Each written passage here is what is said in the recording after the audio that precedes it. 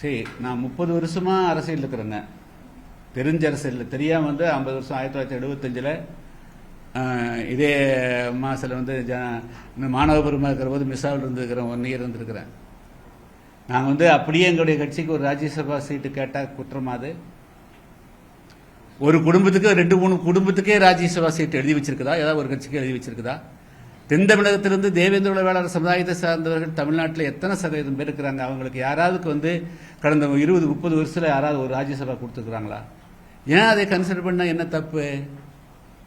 நான் இதெல்லாம் டிமாண்டை வைக்கல, அப்படி கொடுத்தா தப்பு என்னன்னு கேட்குறேன். அதே போல 2001 அன்றைய திமுகவோடு கலைஞர் அவர்களோடு நான் கூட்டணி இருந்தபோது 10 சட்டமன்ற தொகுதியில் போட்டியிட்டோம்.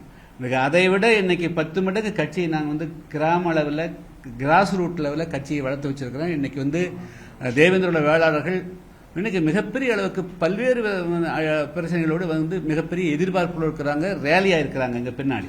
ஸோ அதனால் நாங்கள் 12 சீட்டில் கேட்கறது 15 சீட்டு கேட்கறது இதெல்லாம் ஒரு தவறாக கருத முடியாது.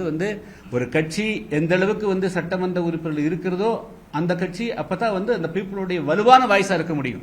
இன்னும் சொல்ல போனா அடித்தளத்தில் இருக்கக்கூடிய மக்களுக்கு அதிகமான பிரதிநிதிகள் இருக்கிற போது அந்த கட்சி அந்த மக்கள் வலுப்பெற முடியும். அதுக்காக தானே எதுக்காக எம்பவரிங் தி பீப்புள், அந்த மக்களை வலுவடை வைக்கணுங்கிற போது கிராஸ் ரூட் மக்களுக்கு பாடுபடக்கூடிய கட்சிகளுக்கு சட்டமன்ற உறுப்பினர்கள் அதிகமாகிற போது அந்த மக்கள் மேலேயே வர முடியும், வாய்ஸ் அதிகமாக இருக்க முடியும்.